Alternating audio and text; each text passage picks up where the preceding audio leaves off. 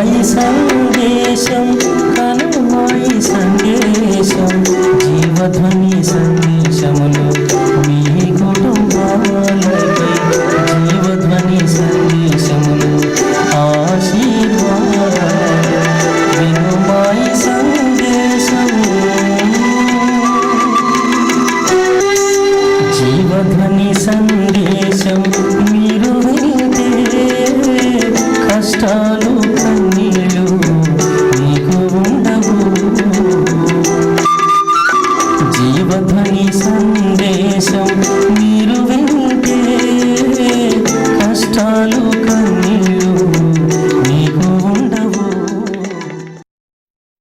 ఈ జీవధ్వని సందేశం వింటున్న మీకు మా జీవం గల దేవుని మందిరం పక్షాన మీకు నా వందనాలు. ఈ కార్యక్రమం ముందుగా ఒక చక్కనైన పాట విని ఆలకిద్దాం. ఈ ఛానల్ తిప్పకుండా చూడండి, మీ జీవితంలో అద్భుతాలు జరుగుతాయి.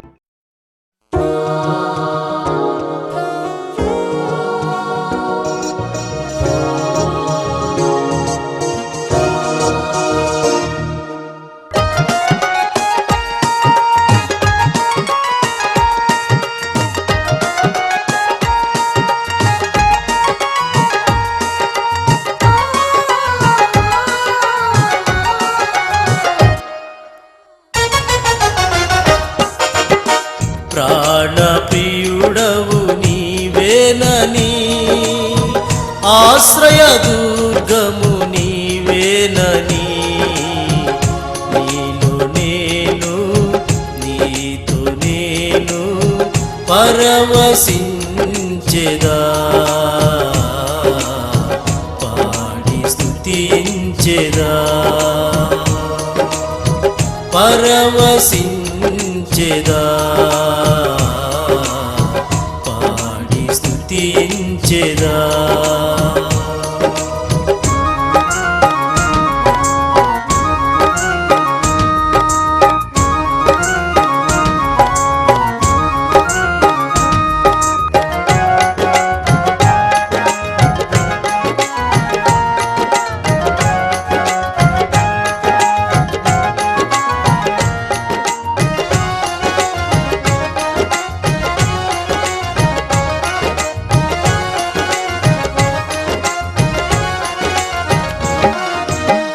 దూతలు పాడి స్తుతించగా గడప కమ్ములు కదిలేనుగా.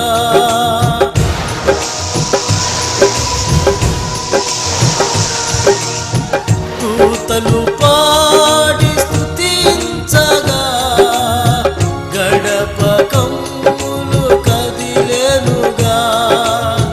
నేను పాడి స్తుతించగా నీదు ఆత్మ తాకెనుగా. నేను పాడి స్తుతించగా నీదు ఆత్మ తాకెనుగా. ప్రాణప్రియుడవు నీవేనని ఆశ్రయదుర్గము నీవేనని నీలో నేను నీతో నేను పరవశించెదా పాడి స్తుతించెదా పరవశించెదా పాడి స్తుతించెదా. ఈ సమయంలో మా డాడీ అయిన జాన్సన్ పాస్టర్ గారు దేవుని వాక్యం ఇస్తుండగా చక్కగా ఆలకిద్దాం. మన ప్రభువైన యేసుక్రీస్తు నామములో కూడి వచ్చిన మీ అందరికీ నా హృదయపూర్వకమైన వందనాలు చెల్లిస్తున్నాను. ఈరోజు నా అంశం ఏంటంటే, నీ ఇంట్లో ఏమున్నది? నీ ఇంట్లో ఏమున్నది? మా ఇంట్లో పుప్పు గుర్తుంది, మా ఇంట్లో కుక్క ఉంది, మా ఇంట్లో అది ఉంది ఇది ఉంది అని చెబుతూ ఉంటారు. మా ఇంట్లో బీరువా ఉంది, బీరువాలో నగలున్నాయి అని చెప్తారా? చెప్ప. మా ఇంట్లో టంగు పెట్టి ఉంది, టంగు పెట్టిలో డబ్బులు ఉన్నాయి అని చెబుతారా? చెప్ప. మా ఇంట్లో డబుల్ కాట్ బెడ్ ఉంది, టీవీ ఉంది అని చెబుతా ఉంటాడు. అడిగితే ఒక రోజున ఒక ఆమె దైవజనుడి దగ్గరికి వచ్చి దైవజనుడు చెప్తుంది, దైవజనుడా, నీ శిష్యుడు ఉన్నాడే మా ఆయన పోతా అప్పులు చేసి చచ్చిపోయాడు. చాలా భక్తిపడు, తాగుపోతాడేం కాదు, పేకాటగాడు కాదు, మా ఆయన భక్తిపోయాడే. నీ శిష్యుడయ్యా, అప్పులు చేసి చచ్చిపోయాడు. అప్పులు తీరమని నా 2 పిల్లలు తీసుకెళ్తామని అప్పులు వాళ్ళు వచ్చారు. ఇప్పుడు నా పరిస్థితి ఏమిటి అని ఆ దైవజనుణ్ణి ఆమె అడుగుతాం. ఇప్పుడు నన్ను ఏం చేయమంటావు, నా పిల్లలు ఇచ్చేయమంటావు వాళ్ళకి అన్నట్లుగా దైవజనుణ్ణి అడుగుతా ఉందామె. అడుగుతా ఉంటే అప్పుడు దైవజనుడు, నేను ప్రార్థన చేస్తాను, నువ్వు వెళ్ళు అన్లా. మాయ్ 7 వారాలు ఉపవాస ప్రార్థన పెడతారండి అని కూడా ఆయన ఒక మాట, ఆ మాట మీరు చదవండి. రాజుల 2వ గ్రంథం 4వ అధ్యాయం 2వ వచనం. ఎలీషా, నా వలన నీకేమి కావలెను? నీ ఇంటిలో ఏమి ఉన్నదో అది నాకు తెలియజెప్పుచున్నామనెను. అందుకామె, నీ దాసురాలైన నా ఇంటిలో నూనె కూడా ఒకటి ఉన్నది, అది తప్ప మరేమీ లేదనెను. ఆమేన్. అక్కడ దైవజనుడు అడుగుతున్నాడు, నీ ఇంట్లో ఏమన్నది అని అడుగుతున్నాడు. అడుగుతుంటే ఏమంటది, అయ్యా నీకు తెలియకుండా నా ఇంట్లో ఏమంటది చెప్పయ్యా అనట్లా. నా ఇంటిలో నూనె కొండ ఉన్నది. హల్లెలూయా, ప్రైజ్ ది లార్డ్. ప్రియమైన దేవుని బిడ్డలారా, ఆమెని దైవజనుడు అడిగితే సమాధానం ఏం చెబుతుందంటే, నీ ఇంటిలో ఏమున్నది అంటే, నా ఇంటిలో నూనె కొండ ఉంది అని సూటిగా సమాధానం చెప్తాను. ఎవరన్నా డబ్బులు అడిగామనుకో, అబ్బాయి డబ్బులు ఒక 100 రూపాయలు, నా దగ్గర 5 పైసలు లేవండి అంటాడు. గడ్డం గీపించుకోవడానికి డబ్బులు నా దగ్గర అంటాడు. చూడండి, ఈ రోజున సూటిగా సమాధానం చెప్పట్లా. అప్పులోడికి చెప్పాడు చెప్తున్నావు. దైవజనుడికి సమాధానం ఎలా చెప్పాలంటే సూటిగా చెప్పాలి. Praise the lord.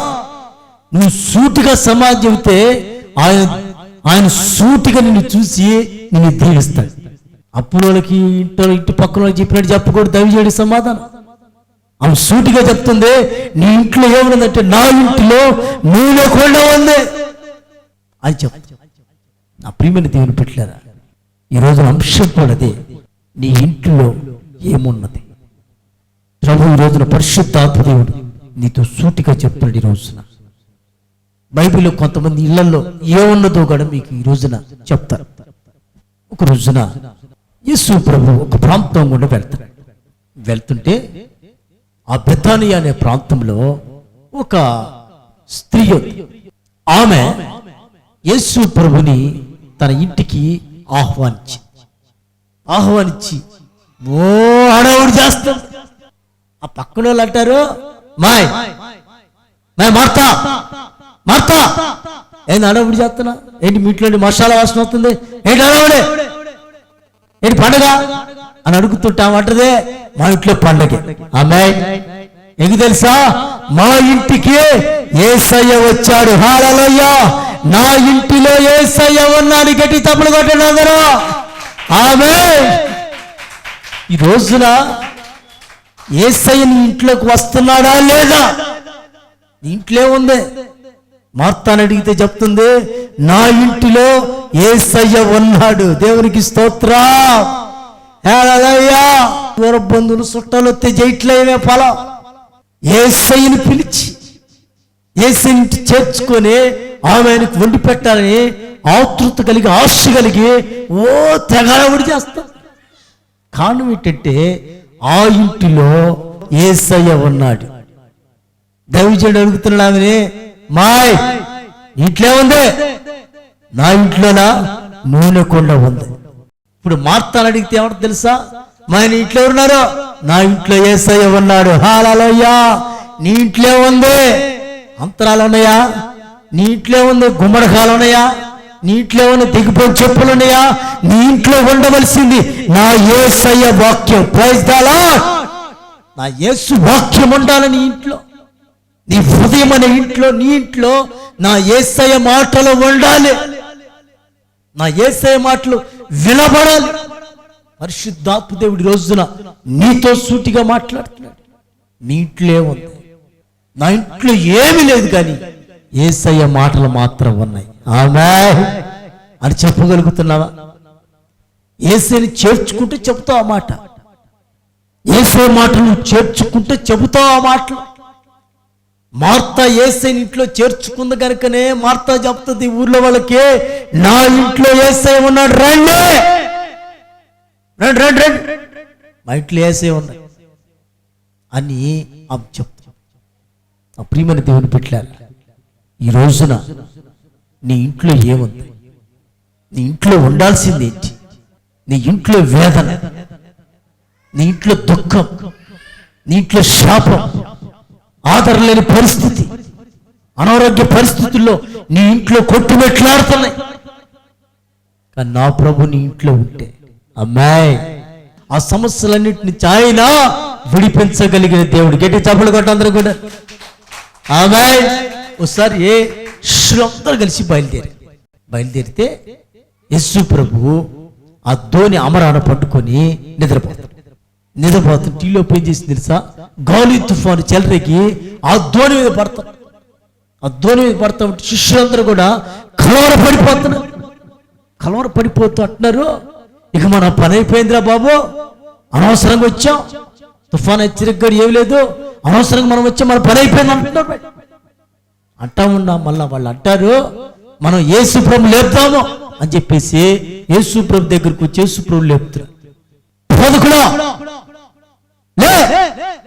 లేకు లేకు తొందర లేకు, గాలివాన్ వచ్చి ఈ దోనంత నీళ్ళతో నింపడుతుంది, లేకు తొందర లేకు, పారిపోవటానికి అవకాశం ఉందో చూద్దాం అని చెప్పి యేసు ప్రభుని తట్టి లేపుతా ఉంటారు.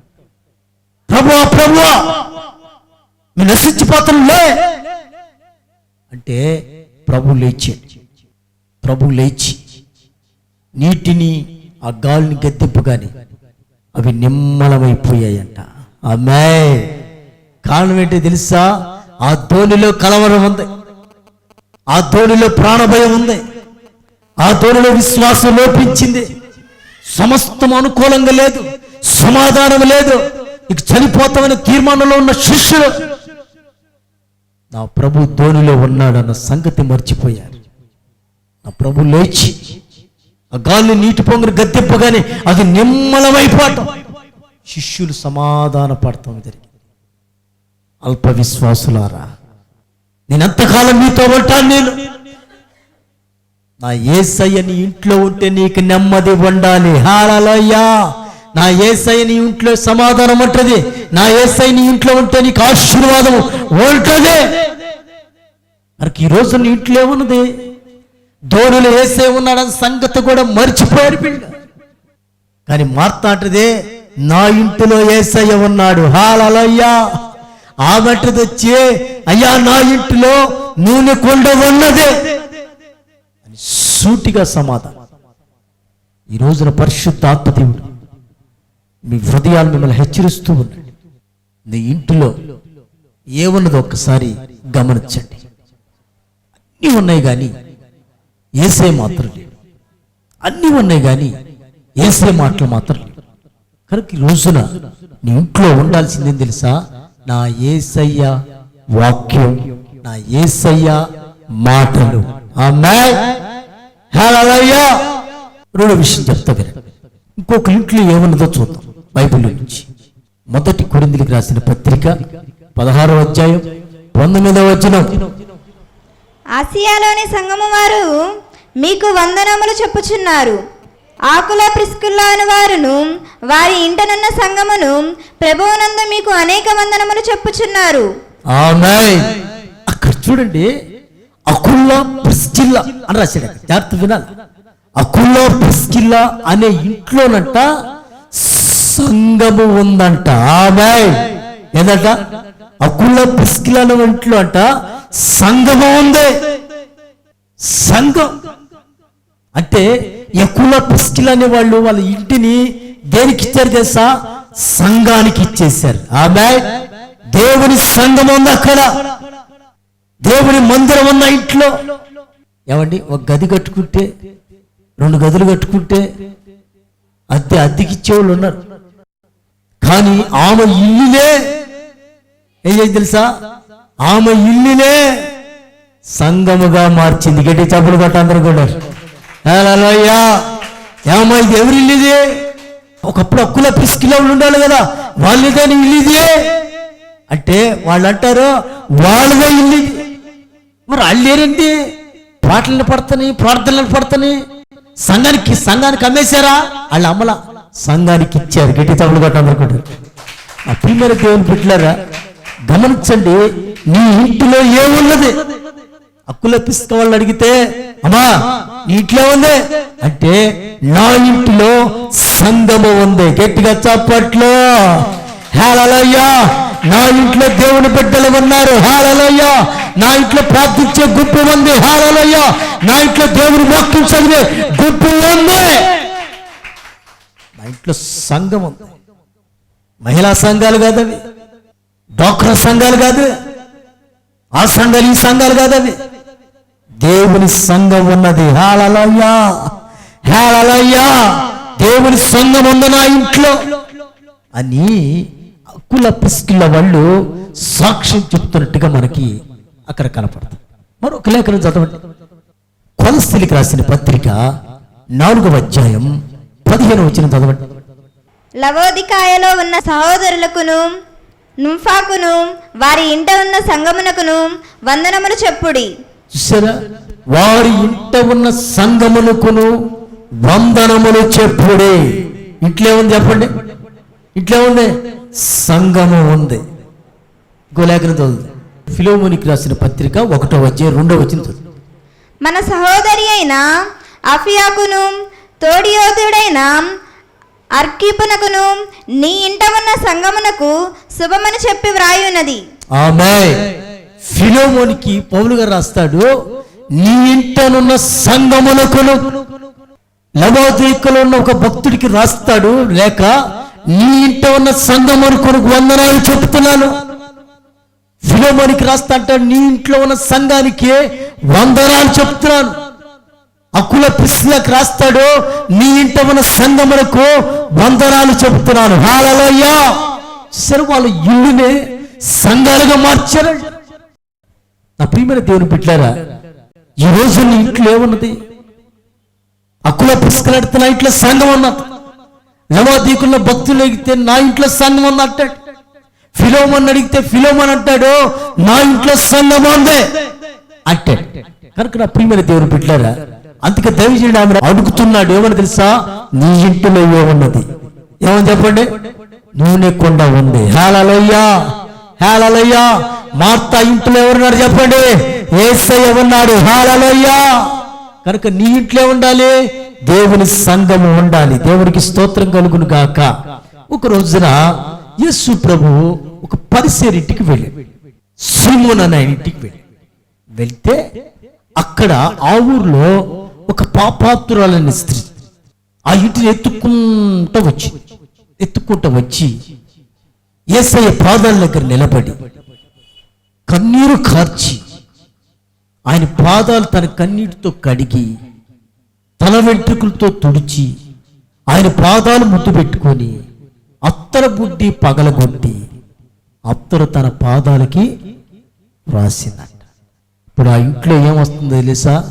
అదవరికి కంపు, రకరకాల కంపు ఉంది ఆ ఇంట్లో. అదవరికి ఎప్పుడైతే అత్తర బుడ్డి పగలగొట్టిందో ఆ ఇంట్లో సువాసన వ్యాపించిందంట. దేవునికి స్తోత్రం కలుగును గాక. హల్లెలూయా. ఆ వాక్యాన్ని మనం చదువుకున్నాం. యోహాను సువార్త 12వ అధ్యాయం 3వ వచనం. అప్పుడు మరియా మిక్కిలి విలువగల అచ్చజట మాంసి అత్తరు 1 సేరున్నర ఎత్తు తీసుకొని యేసు పాదములకు పూసి తన వెంట్రుకలతో ఆయన పాదములను తుడిచెను. ఇల్లు ఆ అత్తరు వాసనతో నిండెను. ఇల్లు అత్తర వాసనతో నిండెను. ఆ ఇంట్లో ఏం వాసన వస్తుంది చెప్పండి? ఆ ఇంటిలో అత్తర వాసన. ఆ ఊర్లో వాళ్ళందరూ అనుకుంటున్నారు, మరి ఇంట్లో ఏందో అత్తర వాసన వస్తుంది, ఏంటి విషయం అనుకుంటూ పోతే వాళ్ళు అడుగుతా అంటారు, ఆ వచ్చింది యేసయ్య పాదాల దగ్గర నిలబడింది. కన్నీరు కార్చి కన్నీటితో ఆయన పాదాలు కడిగి తల వెంట్రుకలు తుడిచి పాదాలు ముద్దు పెట్టుకొని అత్తర బుడ్డి పగలు కొట్టింది. అత్త జట మాంసి అత్తరని పగలగొట్టలకి ఆ ఇంట్లోంచి ఒక వాసన బయలుదేరింది. ప్రైజ్ ద లార్డ్, హల్లెలూయా. ఎక్కడి నుంచి వస్తుంది ఈ వాసన? పరిసేని ఇంట్లోంచి వస్తుంది. ఏ వాసన తెలుసు? అది ఆరాధన వాసన. దేవునికి స్తోత్రం కలుగును గాక. ఏముంది అక్కడ ఇంట్లో? ఆరాధన. ఆరాధన జరుగుతుంది. ఆరాధన అనే సువాసన నీ ఇంట్లోంచి బయలుదేరి వెళ్ళాలి. హల్లెలూయా. ఆ సువాసనకు అనేక మంది ఆకర్షించబడి నీ ఇంటి వైపు వచ్చినట్లుగా నీ ఆరాధన బట్టి, నీ స్తుతిని బట్టి అనేక మంది నిన్ను బట్టి నీ ఇంట్లోకి వచ్చి నీ ఇంట్లోంచి దేవుని యొక్క మందిరానికి నడిపించబడేటట్టు ఉండాలి. నీ ఇంట్లో ఏముండదు తెలుసా? ఆరాధన ఉండాలి. దేవునికి స్తోత్రం. ఏం ఆరాధన తెలుసా? అదేం ఆరాధన? సువాసన. అప్పుడు దాకే సువాసన లేదు ఆ ఇంట్లో. యేసు ప్రభు ఇంట్లోకి వెళ్ళాడు కానీ ఏ సువాసన లేదు. ఎప్పుడైతే ఆమె వచ్చి అత్తర పుట్టి పగల కొట్టిందో అప్పుడు సువాసన వచ్చింది. కనుక అప్పుడు మరి దేవుని పెట్టారా, నువ్వు దేవుని మందిరకు వస్తే సరికాదు. నీ ఇంట్లో సువాసన బయలుదేరాలి. నీ ఇంట్లో ఆరాధన బయలుదేరాలి. నీ ఆరాధన బయలుదేరితే దేవునికి మహిమకరంగా జీవిస్తావు. దేవునికి స్తోత్రం. నువ్వైనా నీ పిల్లలైనా దేవునికి మహిమకరంగా జీవించాలంటే నీ ఇంటిలో ఆరాధన జరగాలి, స్తుతులు జరగాలి, ప్రార్థన జరగాలి. అలాగే నీ ఇంట్లో జరగగలిగితే దేవుడు ఖచ్చితంగా నిన్ను బట్టి ఆశీర్వదిస్తాడు నీ కుటుంబాన్ని. అమ్మే, నీ ఇంట్లో ఏముంది? ఏముంది నీ ఇంట్లో? మా ఇంట్లో కిరసనాలు బుడ్డు ఉందండి, మా ఇంట్లో మంచినూనె బుడ్డు ఉందండి. ఆ బుడ్డు ఈ బుడ్డు వల్ల దేవునికి మహిమ రాదు. ఆరాధన సువాసన వలన దేవునికి మహిమ వచ్చి దిగటి తప్పులు పట్టాలి.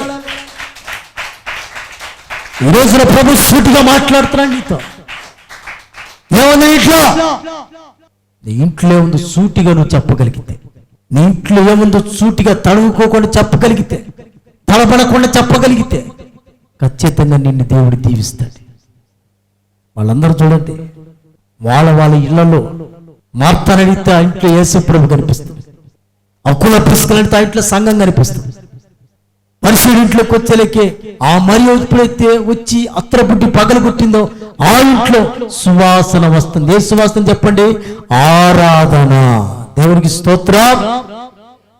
కనుక ఈ రోజున ఆ సువాసన నువ్వు అవ్వాలి. ఆరాధనకు యోగ్యుడైన నా యేసుని నీవు మనసారా ఆరాధించగలిగితే నీ జీవితంలో గొప్ప కార్యం జరిగిస్తాడు. అమ్మాయి, కనుక నీ ఇంట్లో ఏముంది? ఈ రోజున పరిశుద్ధాత్మ దేవుడు సూటిగా అడుగుతున్నాడు, ప్రభువా నా ఇంట్లో దరిద్రం, నా ఇంట్లో శాపం, నా ఇంట్లో లేమి, నా ఇంట్లో కొరత, నా ఇంట్లో శ్రమలు ఉన్నాయి ప్రభువా, వీటి నుంచి నన్ను విడిపించు. నిన్ను నా హృదయంలో చేర్చుకుంటాను ప్రభు, నా ఇంట్లోకి ఆహ్వానిస్తున్నాను యేసయ్యా. తీర్మానం చేసుకో. నీ కొరకు నేను ప్రార్థన చేయబోతున్నాను. ప్రతి ఒక్కరు మోకరించండి, ప్రార్థన తీర్మానం చేసుకోండి, తీర్మానం కలిగి ఉండండి.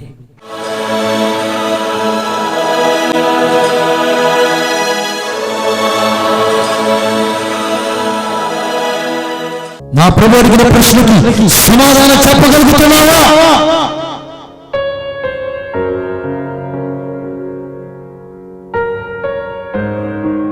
నా ఇంటిలో నేను కుండముందు,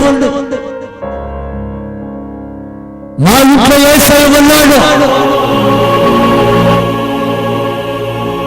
నా ఇంట్లో సంఘం ఉంది, నా ఇంట్లో ఆరాధన ఉంది, నా ఇంట్లో ప్రార్థన ఉంది, నా ఇంట్లో పరిచర్య ఉంది, నా ఇంట్లో ఆదిత్యం ఇవ్వగలిగి, నా ఇంట్లో రక్షణ ఉన్నది.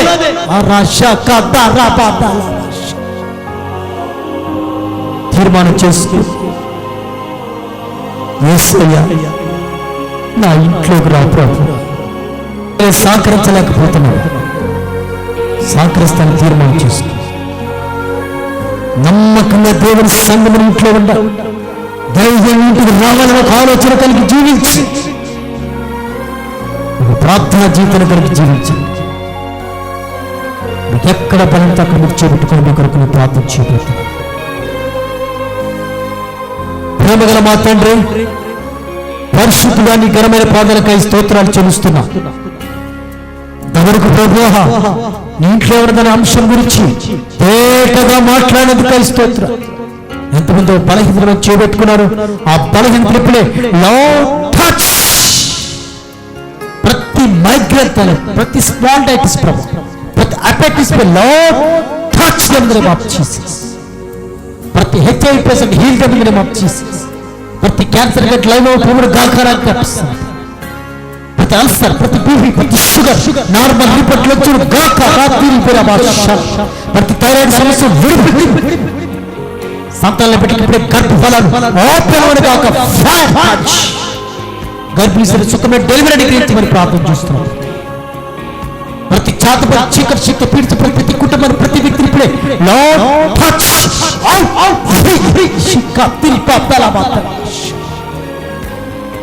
చదువుతున్న బిడ్డలకు చదువులు ఉన్నతమైన జ్ఞానాన్ని కలిగించి, ఉద్యోగుల బిడ్డలకు ఉద్యోగం దాయిచ్చారు, వ్యాపారాలకు బిడ్డ వ్యాపారం దాయిచ్చు.